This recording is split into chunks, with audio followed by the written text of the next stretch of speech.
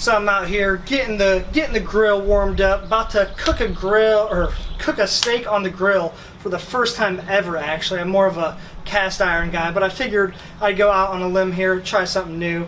And I also, as the grill gets heated up, we're at just a hair over 250. Steak is already prepared inside. I also wanted to take this time to talk about a different representation of the human movement system. Now, you've probably heard me talk about kind of the way the human body moves is more by compression and expansion, and we should really let go of the old kind of lever and pulley model or system, kind of reductionist view where the way we move is just muscles attached to bones, and those muscles pull on bones, and that's how we move through space. Whereas opposed to the kind of this different way to look at movement or different representation of the human movement system, it's kind of this more, we have to think about things kind of more from a three-dimensional perspective, and think of kind of how the water in our body influences movement and some other things as well, but it's not simple. It's not as simple as muscles pulling on bones and then those bones moving.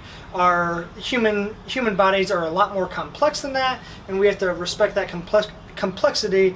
And typically, when we dive a little bit deeper and get a more deeper understanding, that kind of opens our eyes, and we kind of have a different idea of how the human body moves through space, and that can kind of lead us to better outcomes, and just kind of gives us this broader perspective and scope to look at human movement. And I'm going to explain just that today while I cook the steak. We're almost heated up here. I'll actually bring the steak out and I'll be right back.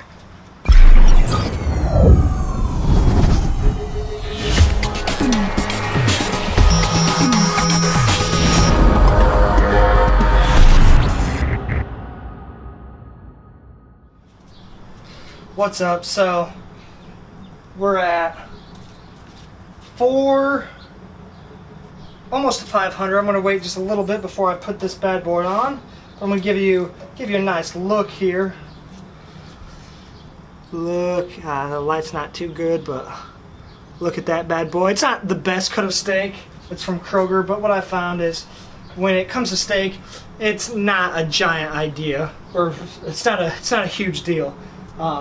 Typically, with a ribeye, it's hard to screw up, but I'm sure people can screw it up. BRB. Also got me a beer right here. Got the Daredevil Liftoff. Pretty good beer, pretty good IPA. We might only have 1 week of quarantine left, so might as well make the most of it. I've probably drank a little bit too much this quarantine. I don't think I've ever gotten drunk, but it's just been a few drinks most nights. Obviously, that's something I plan on cleaning up as we get back to seemingly normal life. But anyways, I'll get back to the real point of this conversation. So, we have to look at the human body and how it moves, different from the lever and pulley model that we've been taught, maybe through college, maybe even in high school, but the typical dead guy cadaver anatomy where muscles attach to bones and those muscles pull on bones and those bones move, and then that's how we move through space. When in reality, we move, the human body is a lot more complex, and that's not quite the way we move. We have to kind of have to zoom out a little bit and look at the human movement system as kind of this giant interconnected piece where kind of everything's connected, and when something moves, everything else follows that movement and moves in some capacity as well. And all right, we're close to 550. I'm gonna put this bad boy on. Here we go. First steak on the grill, and you guys are getting to witness it. Boom! I love that sound.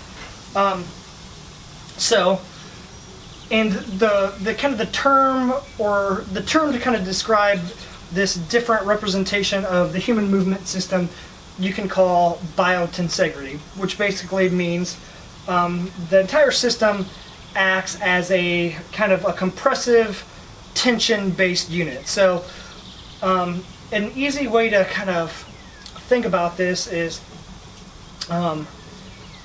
if you, I guess a trampoline kind of works. So like, you have to kind of think, so if there's a trampoline, you put pressure on the trampoline, that trampoline bends, and there's some tension there and compression there that pushes down on the bottom.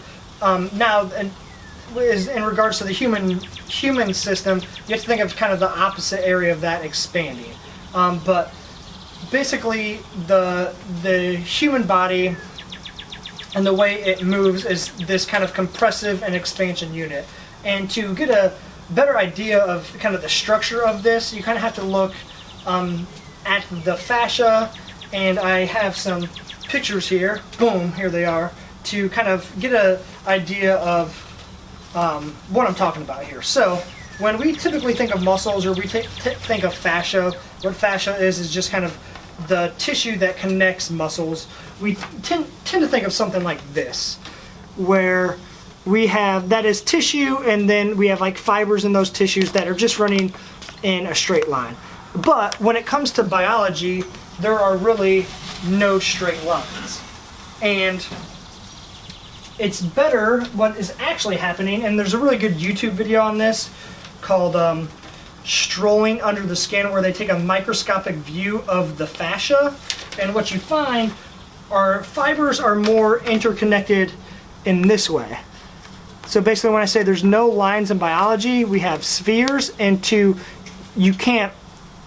obviously stay stable, you're not going to be able to, if this were just like a sphere, you push on one side, it would just immediately go into the other. So the fibers actually run more like this, where basically they're kind of making triangles out of everything, and that's what's providing the compression and the tension kind of absorption when load and compression gets placed on this specific structure. And if you think about it, that's a really, really efficient way to handle a lot of loads, which we humans are doing all the time, especially in sports, especially in lifting. And if our structures look more like this, that's something that would basically break very easily, and because it cannot withstand compressive forces at all. So and basically imagine like a stick, like a bunch of sticks, and if you place a bunch of load on top of them, they kind of like break. That's not a great way to explain it, but it kind of does it justice, where this, you have all these interconnected pieces and fibers that are offering a lot more of like a compressive absorption kind of force, and a way to kind of accept that the loads and demand. And that's really what's happening. So if I just, in this instance, in this structure, if I compress one small part, this side's going to compress, which is most likely going to start to let this part expand. Let me flip my staker.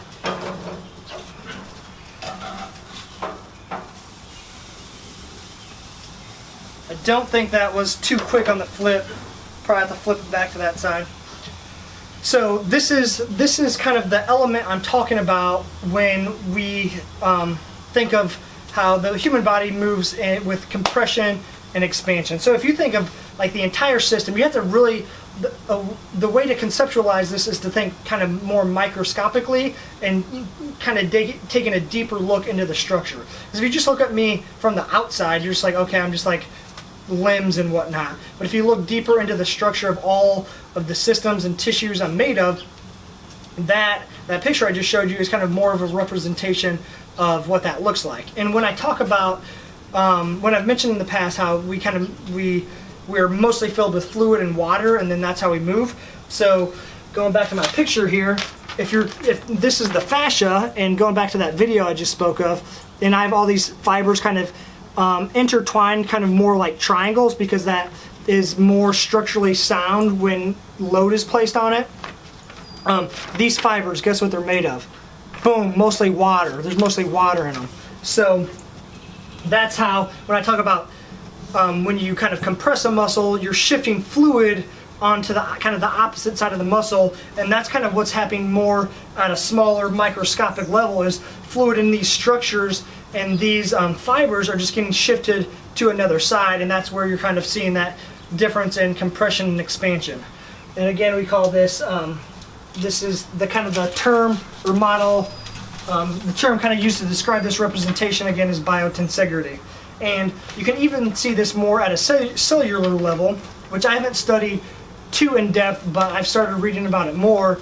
And because you don't want to compress cells, like you can't compress cells, or that's the last thing you would do, you just would kind of turn to mush. So what happens, what's the strategy the cells use to stay kind of uncompressible? You can't compress water.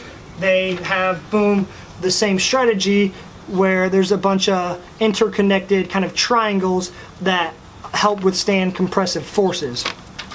Because again, if you didn't have that, there's no lines in biology, just spheres, and to create more stability within those spheres, you create kind of this, I think you call them like icosahedrons. Basically, they're kind of connected more within triangles because that helps them stay structurally sound. Now,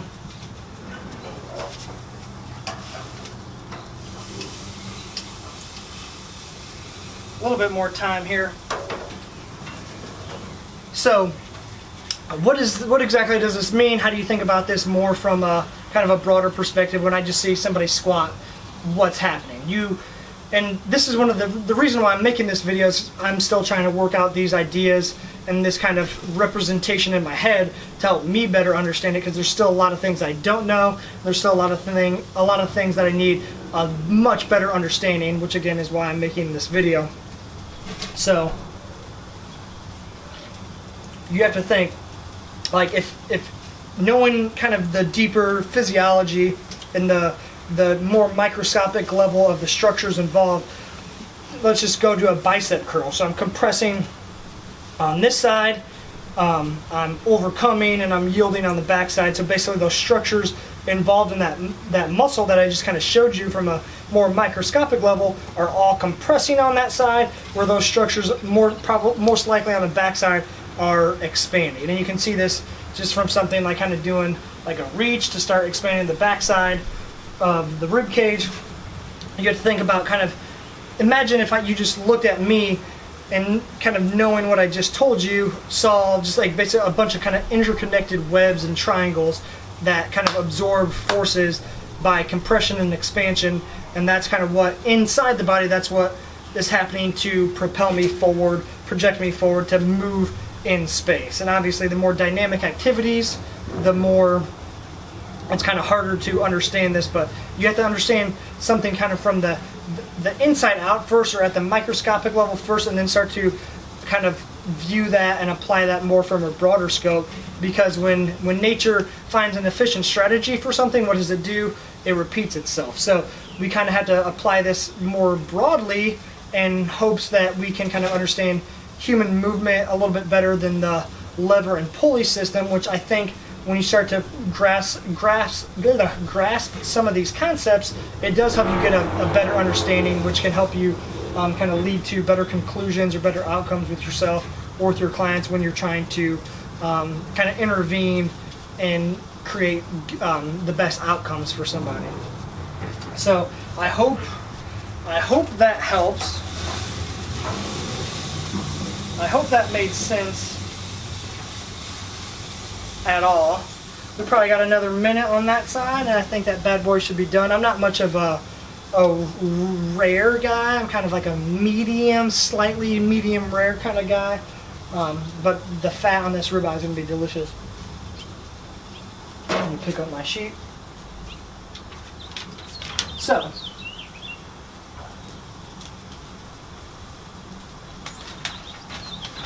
basically, long story short, to sum it up, this is what we're taught in school. This is probably a better representation of what's actually happening. So imagine you have all those interconnected fibers making triangles. Imagine trying to shove that down compared to this non-structurally sound piece of meat. Boom. And again, a good video to watch on YouTube is Strolling Under the Skin.